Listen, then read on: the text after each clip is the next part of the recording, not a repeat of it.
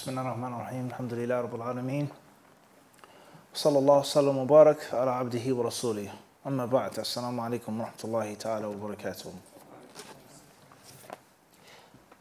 Yesterday's lesson, or last night's lesson, yesterday evening, we're discussing the first chapter of the book with regards to, or the second chapter with regards to not making extra fasts before the month of Ramadan. Not starting the month of Ramadan off with extra fasts.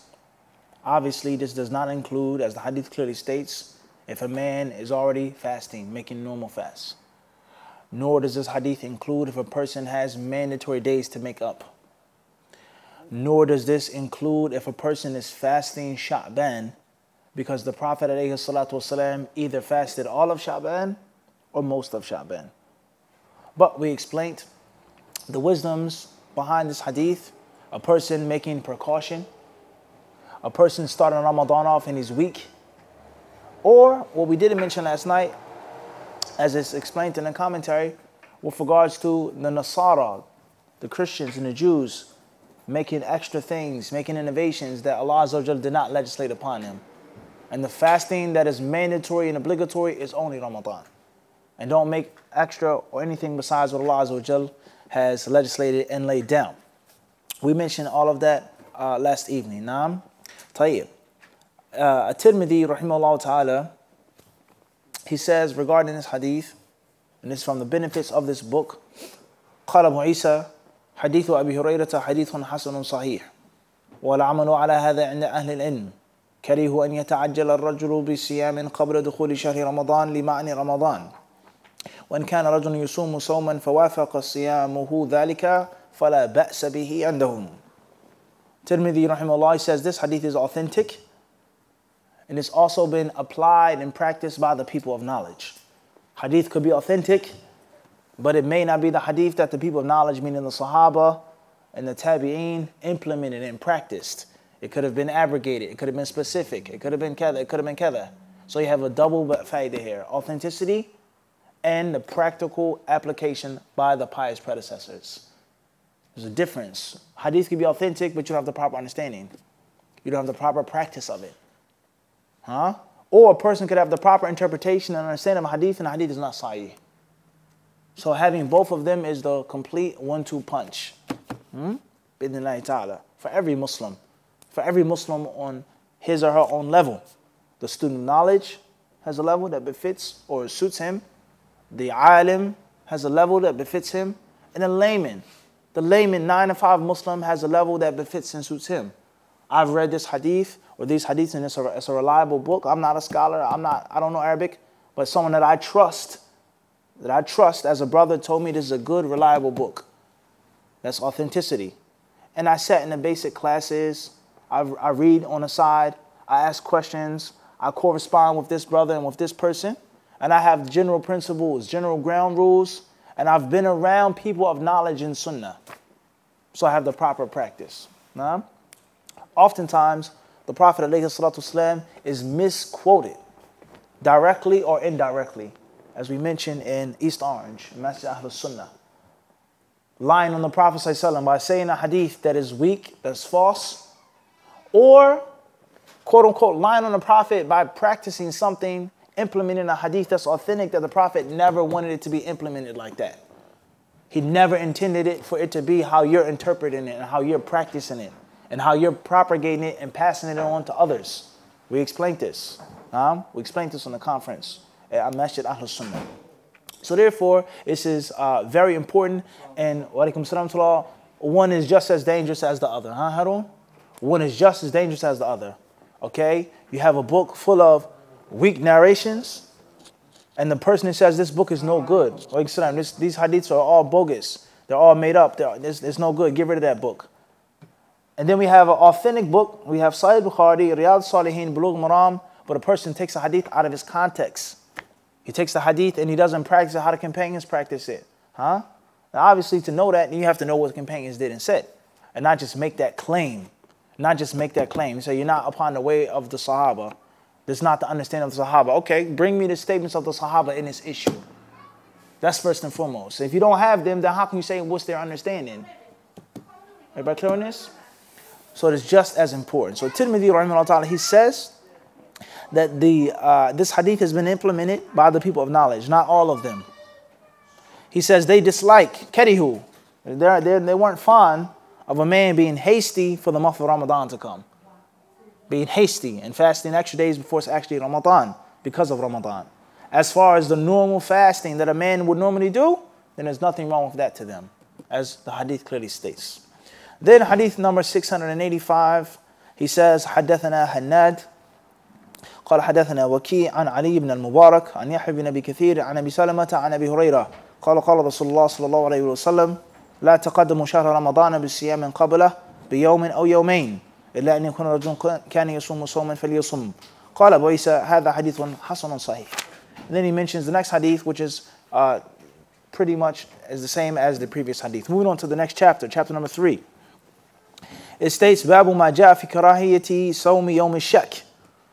حدثنا أبو سعيد عبد الله بن سعيد الأشج قال حدثنا أبو خالد الأحمر عن عمرو بن قيس الملائي عن أبي إسحاق عن سيرة بن زفر قال كنا عند عمار بن ياسر فأتي بشاة مصلية فقال كلوا فتنحى بعض القوم فقال إني صائم فقال عمار من صام اليوم الذي يشك فيه الناس أو يشك فيه الناس فقد عصى أبا القاسم صلى الله عليه وسلم قال وفي الباب عن أبي هريرة وأنس قال أبو عيسى حديث عمار حديث حسن صحيح والعمل على هذا عند أكثر أهل العلم من أصحاب النبي صلى الله عليه وسلم ومن بعدهم من التابعين وبه يقول سفيان الثوري ومالك بن أنس وعبد الله بن المبارك والشافعي وأحمد وإسحاق كره أن يصوم الرجل اليوم الذي يشك فيه ورأى أكثرهم إن صامه فكان من شهر رمضان أن يقضي يوما مكانه. Hadith number 686. Under chapter 3, it says what is mentioned regarding fasting Yawm al-Shak, the day of doubt. The day of doubt. And how fasting on the day of doubt, it says karahiyah, it's disliked, it's looked down upon. The word makruh to the earlier people of knowledge sometimes is parallel with the word makruh or the term makruh to the later scholars. Something that isn't haram, you're allowed to do it, but it's best not to do. It's best not to do it. You don't get a sin if you do it. And other times, the word is used and it isn't parallel with that or the usage of the later scholars. And they may say makruh and they mean haram. They mean haram. How do you know? Based off of the time, the generation, and the scholars' terminology. A student of knowledge understands the general principles, and a student of knowledge must understand that every imam, each imam, sometimes he has his own style, his own lingo. Everybody understand this? His own slang. This is what Imam Ahmed means when he says this. But that's not what Imam al-Bukhari means when he says it. There's a different usage, huh? It's a different what? Different usage. He says this is stupid. Not meaning it's what? A bad and negative thing, meaning it's what? We say it's crazy. It's crazy. Meaning it's what? It's really cool. It's awesome, fantastic, superb. وهكذا. Huh? Time to time, place to place, city to city, person to person. These are just tangible examples of this. And how you can fall into error by not realizing this. And many students of knowledge, they fall into this. Unfortunately. So it says here that fasting on the day of Shak is something, he says, with karahiyah. Literal translation is looked down upon. It's disliked. Fasting on the day of doubt. The narration 686. At-Tirmidhi rahimahullah, he quotes his isnad that goes back to Silat ibn Zufar. This man whose name was Sila. Sad Lam Ta ibn Zufar. Unfortunately, he isn't too well known to many people, to most people, I would say, especially in Western countries. And he was from the Kibara Tabi'in. He's from the prominent senior Tabi'in, وَفُضَلَائِهِمْ. He's from the students of the Sahaba that had a great deal of knowledge and piety and a great deal of virtue. And you don't hear his name being brought up or mentioned when he mentioned the Salaf al-Salih. So this man, Sila ibn Zufar, rahimahullah ta'ala, he tells us the story. He says, كُنَّا عِنْدَ عَمَّارِ ibn Yasir. He says, one day we were sitting with our teacher, our leader, our master, Ammar ibn Yasir, the companion about which there are many hadiths proving his virtue, the virtue of Ammar ibn Yasir. And we all know his lineage, the family that he comes from. Ammar ibn Yasir, the companion. So we were sitting with Ammar radiallahu ta'ala anhu, فَأُتِيَ بِشَاتٍ مَصْلِيَةٍ. And all of a sudden, someone brought a roasted lamb. A barbecued lamb. The whole thing.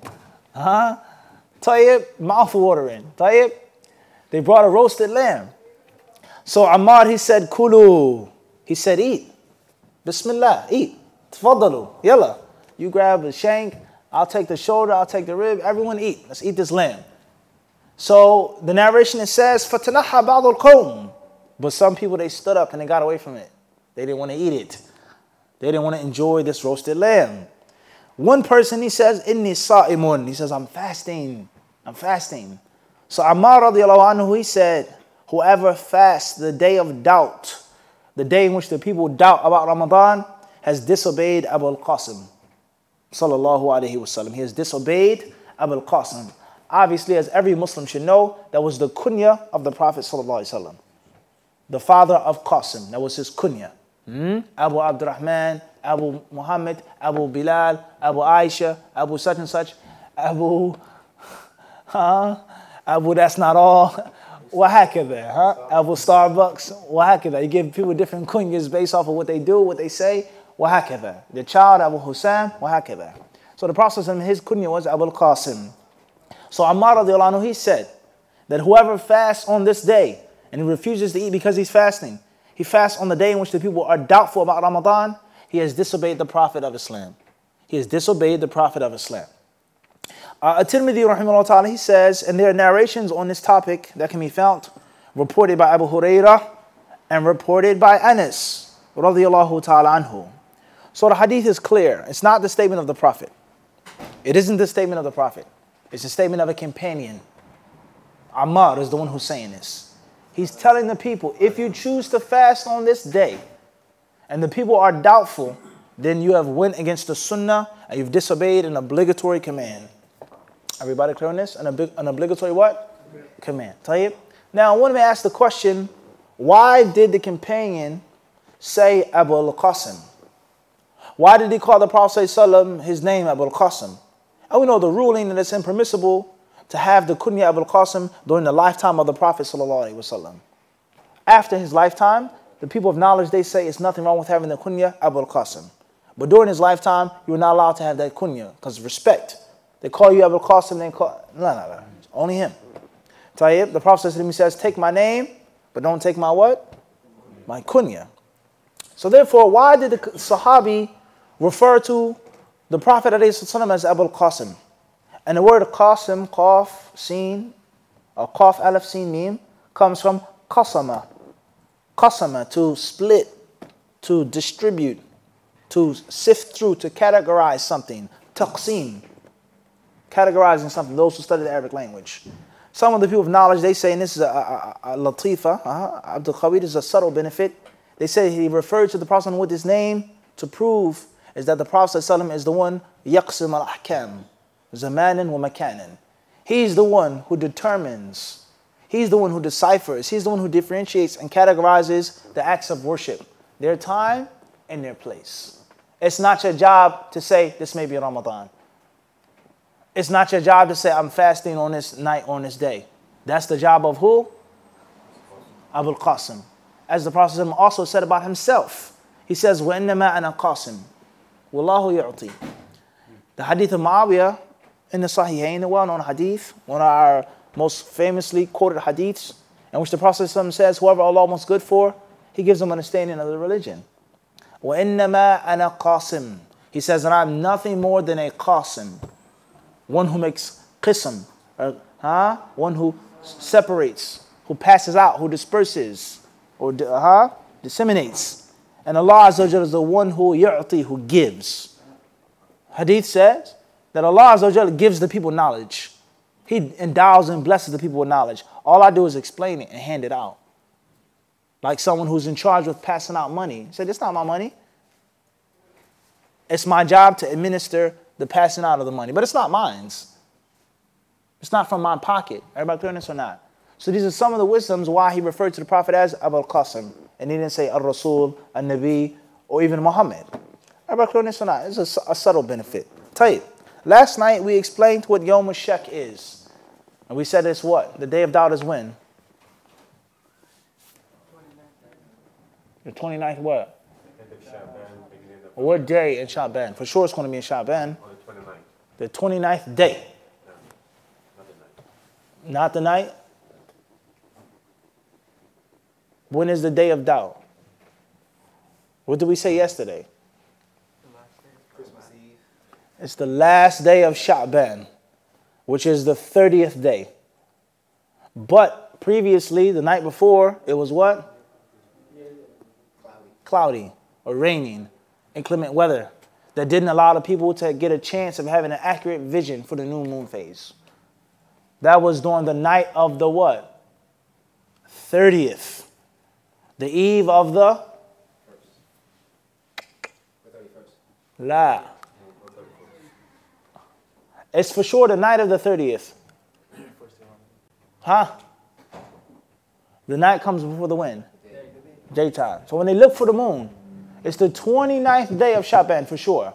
Maghrib is about to come in. The moment that the sun sets, it's now what night of Sha'ban? 30th night. In the eve of the what day? 30th day. Remember clearness? They couldn't see the moon. So the next day could be the 30th of Sha'ban, or it could be the first of Ramadan. Remember clearness? A doubtful day. So the view of this companion, he said that anyone who fasts that day has disobeyed the Prophet ﷺ. Now, this is a statement of the Sahabi, but many people of knowledge, they say it takes the ruling as if the Prophet said it himself. In the sciences of Hadith, we have different ways of categorizing a report. Categorizing a report. How authentic it is, how many people are in the chain, and most importantly, who said it. Is it a companion who's saying this statement? Is it a tabi'i who's making this statement? Or is it the Nabi al-Kareem making this statement? We clear on this? So hypothetically speaking, the statement of the Prophet, the action of the Prophet, the acknowledgement of the Prophet is going to be called marfu'. Marfu'. The statement of a companion, the action of a companion, the fatwa of a companion is going to be called mawquf. And also the athar of the tabi'in are called mawquf. The word maqtu' that you read in Bayquniya or other books is scarcely used. Scarcely used. It's not mentioned that much, maqtu'. Al-muhim. So, the companion says something, it's called mawquf. But what he's saying, they say it's impossible for him to have came up with it by himself. It's impossible for him to have made it up by himself. So therefore they say it's mawquf. But technically it's marfu'. Everybody clear on this? It's technically what? Marfu'. So a person, let's say for example, make a tangible example. I give a story of the Great Depression. And I tell you of things that were taking place of the Great Depression in America. Did I live during the Great Depression? No, I didn't. But I'm not attributing this statement to my grandfather at all. I never mentioned my grandfather. I'm telling you how the people were living during the Great Depression. I'm telling you the lines that they had to stand in for a cup of soup and a piece of bread. So it's my statement. I never said my grandfather said, my grandmother said. I'm making the statement. But is it possible for me to make this up? I didn't experience it. So obviously it's formally my statement, but technically it's the statement, it takes the ruling of the statement of what? Of my grandfather. Because there's no way that I could have what? Come up with this. Everybody understand this? And this is from the technicalities of the sciences of hadith. Mawquf, but in actuality it's marfu'. Everybody clear on this or not? Khairan inshallah. So that is the day of doubt. As far as the ruling, the hadith clearly states he has disobeyed Abu al-Qasim. Tirmidhi rahimahullah ta'ala, he says that this hadith is authentic. It's an authentic narration. It's genuine. وَالْعَمَلُ عَلَى هَذَا عِنْدَ أَكْثَرِ أَهْلِ الْعِلْمِ مِنْ أَصْحَابِ النَّبِيِّ صَلَّى اللَّهُ عَلَيْهِ وَسَلَّمَ وَمَنْ بَعْدَهُم مِنَ التَّابِعِينَ. He says, and this was the view of most of the people of knowledge from the Prophet's companions and the students of the companions. Also Sufyan al-Thawri, Imam Malik, Abdullah Mubarak, Shafi, Ahmad and Ishaq, all of them said do not fast on this day. Do not fast on that day. And most of them, they said, if you fast on that day, even if it was from Ramadan, you have to make it up afterwards. Because you weren't supposed to fast during that what? During that day, because it was a day of doubt. Khairan, inshallah ta'ala.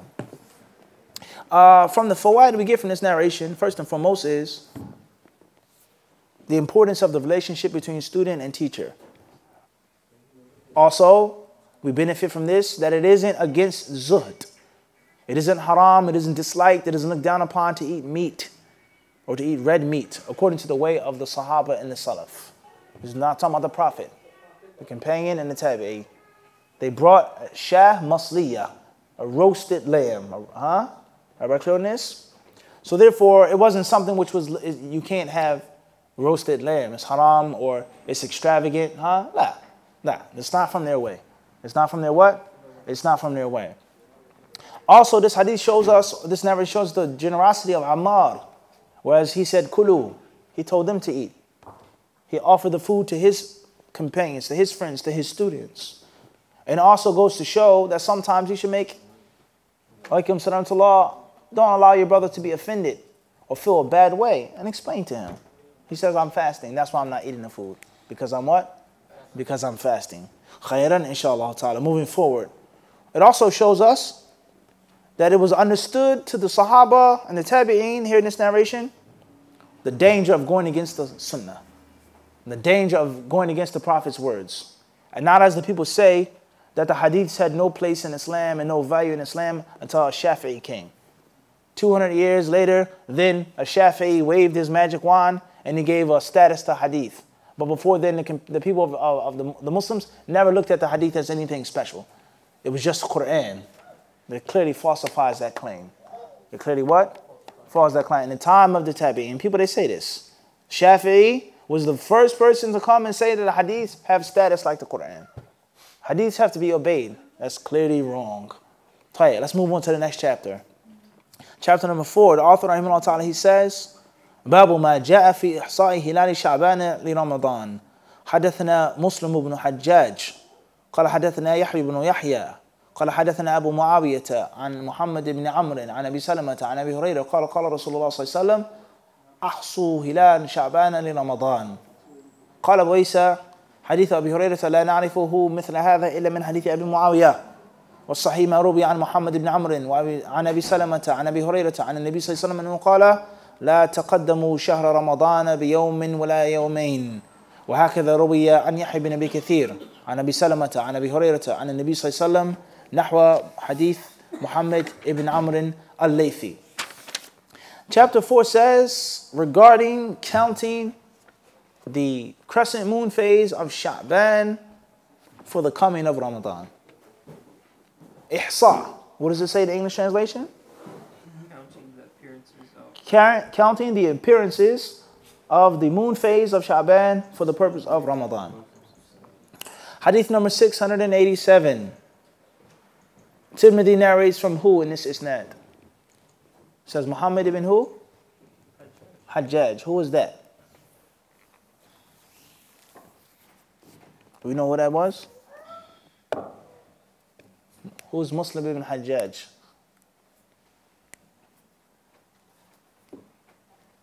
Anybody know?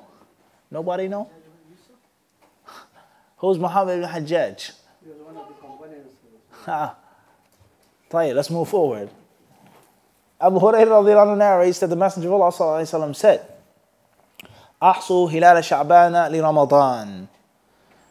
He says, count the number of days of Sha'ban for the month of Ramadan.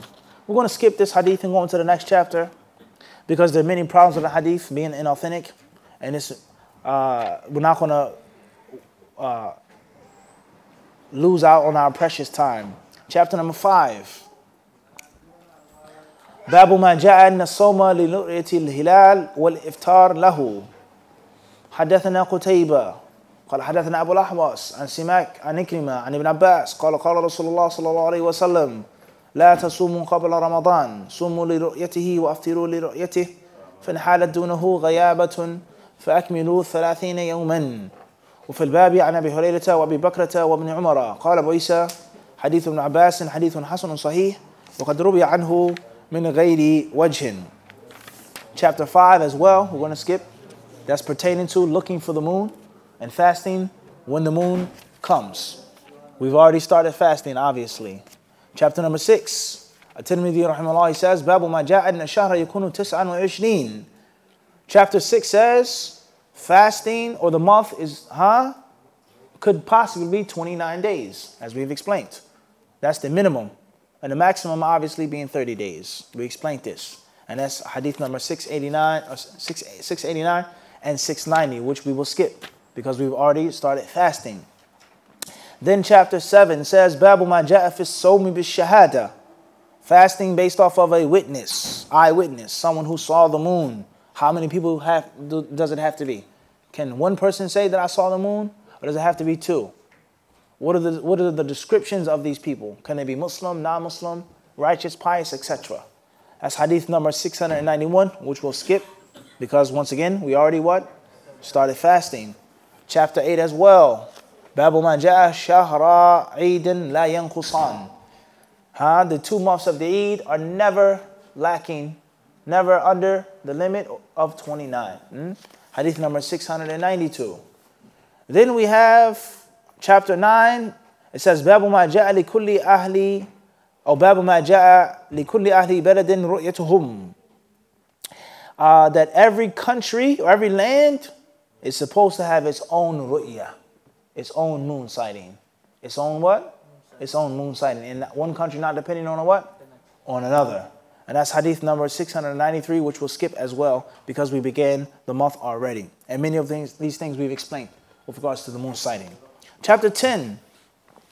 Tirmidhi rahimahullah, he says, باب ما جاء ما يستحب عليه الإفطار. حدثنا محمد بن عمر ابن علي المقدمي قال حدثنا سعيد بن عامر قال حدثنا شعبة عن عبد العزيز بن صهيب عن أنس بن مالك قال قال رسول الله صلى الله عليه وسلم من وجد تمرا فليفطر عليه ومن لا فليفطر على ماء فإن الماء طهور. Hadith number 694 is under the chapter recommended things to eat upon breaking your fast. Recommended things to eat upon breaking the fast. You don't have to break your fast like this, but it's recommended. That's what he's telling you. It's recommended. If a person broke his or her fast with a potato chip or pretzel or a cup of coffee or anything like this, breaking the fast will be what? Will be valid. And he did not disobey Allah and His Messenger. However, if a person has the ability to eat A, B, C, and D as the first thing that you break your fast with, then that is the sunnah. And that is the spiritual benefit. As far as the health benefits that come from fresh water and come from dates, then that's something only Allah Azza wa Jal truly knows. Ibn al-Qayyim rahimahullah in Zad al-Ma'ad, he speaks about this issue, about the date and the benefit of the date. And he basically says that it isn't an accident. Allah did not make this an accident for the staple food of His last prophet and messenger to be a date. And there has to be many secrets and many benefits and wisdoms, and that not being a food, a dish, he said the staple food of His last prophet and messenger. And the benefit of the date upon the body, the mind, and the soul. The body, the mind, and the soul. Just think about it like this. This is what Ibn al-Qayyim is saying to you. This is the main food of the Prophet Muhammad ﷺ and his people. Allah Azza wa Jal just decreed that like that haphazardly. He's saying, no way. There's some type of serious nourishment that comes from the what? The date. Upon all three of those things. Soul, body, and what? Mind. And from the wisdoms of that is this hadith in this chapter. The first thing that you should put in your system upon breaking the fast should be what? Dates and water. Everybody clear on this?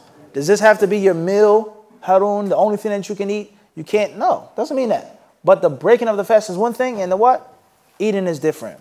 Then this goes to show us, brothers and sisters, is that everything that we do is much more than something that's material, but it's something that's spiritual. And it's a refutation of the people who want everything to just be tangible and everything to make sense. And Western scholastics. Why do Muslims fast the month of Ramadan? Well, because no. Certain things we know, other things we don't know. And most importantly, it is traditional spirituality. It's ritual. It's ibadah. Everything is not scientific or medically proven. Everything does not coincide with this culture and this value and this person. No, abadan.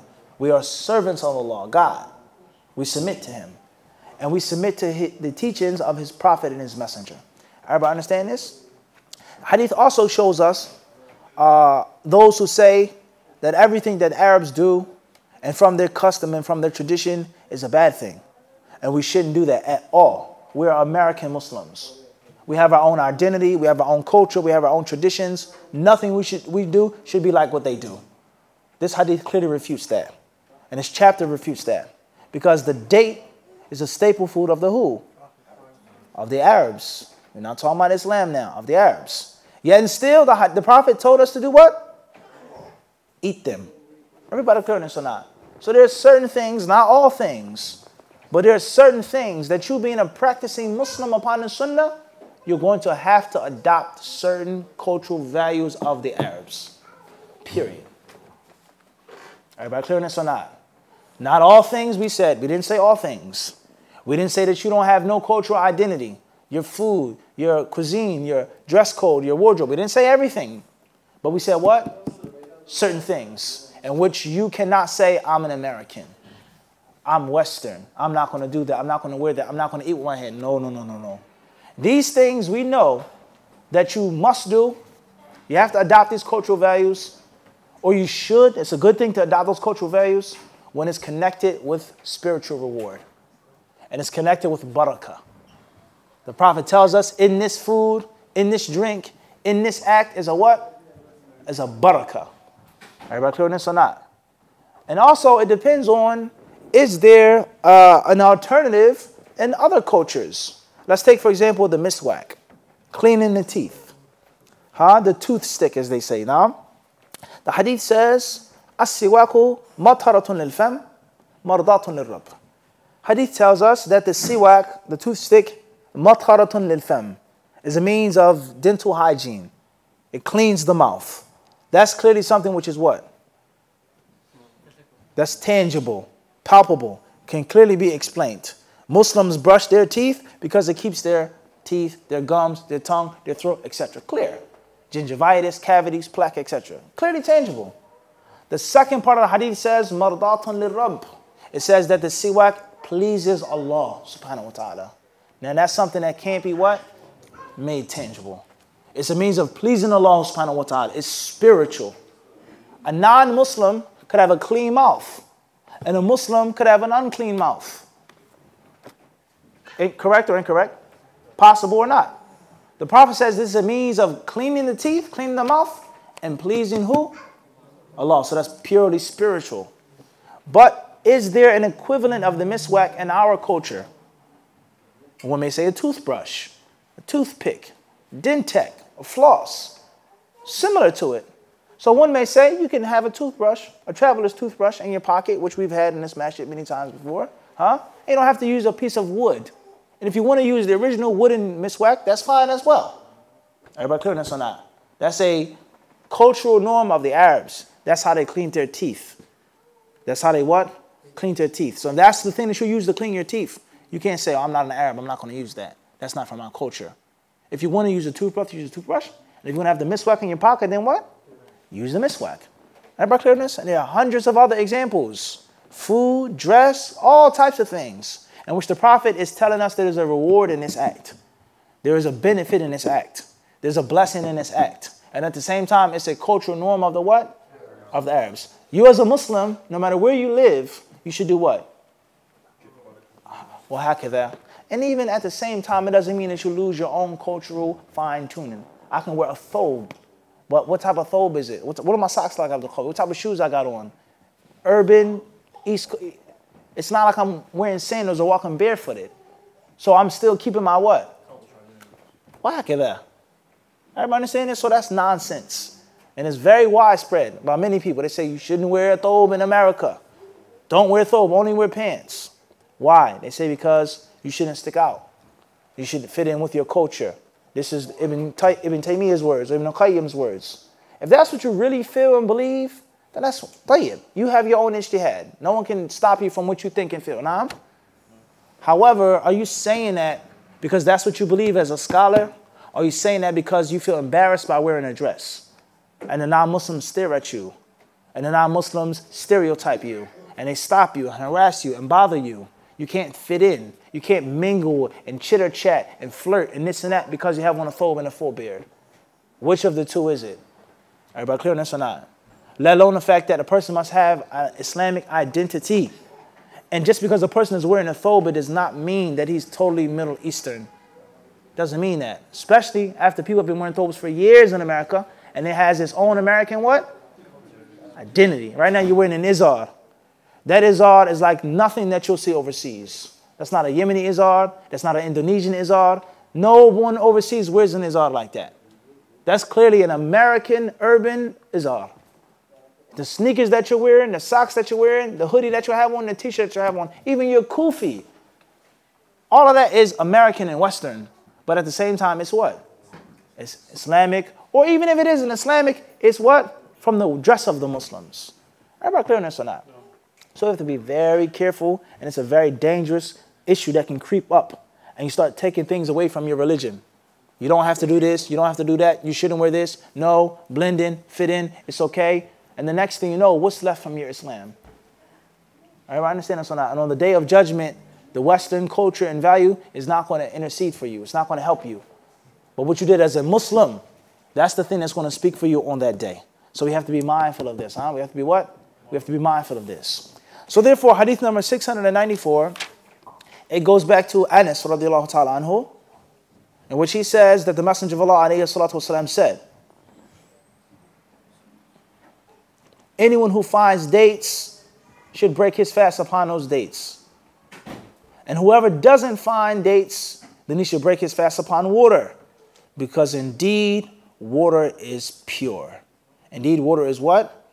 Water is pure. Now, this is, as we said, this isn't necessarily obligatory or mandatory. Okay? It's a recommended act.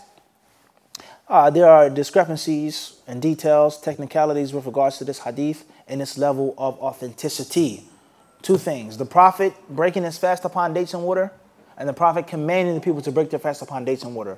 Two different levels of authenticity, which we're not going to get into right now, to avert confusion.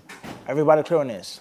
The next concept that we want to bring up or mention before the Q&A is the dates that we eat here in America. Are they considered tamar or rutab? Are they fresh dates or are they dry dates? It's a difference. A fresh date is one thing, and a dry date is what? A different thing. So which are the dates that we have? The majul dates. California dates. Maybe from Florida. Or maybe, as the brother said, Abu Sa'id, he said what? From Israel. Israel. The brother, he said this. He said, boycott Israeli dates. He said 9 out of 10 boxes of dates that you buy come from Palestine. They support the Jews. Al-Muhim, at the end of the day, this is something to think about, Al-Muhim, we're going to stop here tonight, bidnillahi ta'ala, and leave a couple of minutes, a little bit of time for some of the questions that we may have, and Allah subhanahu wa ta'ala surely knows best.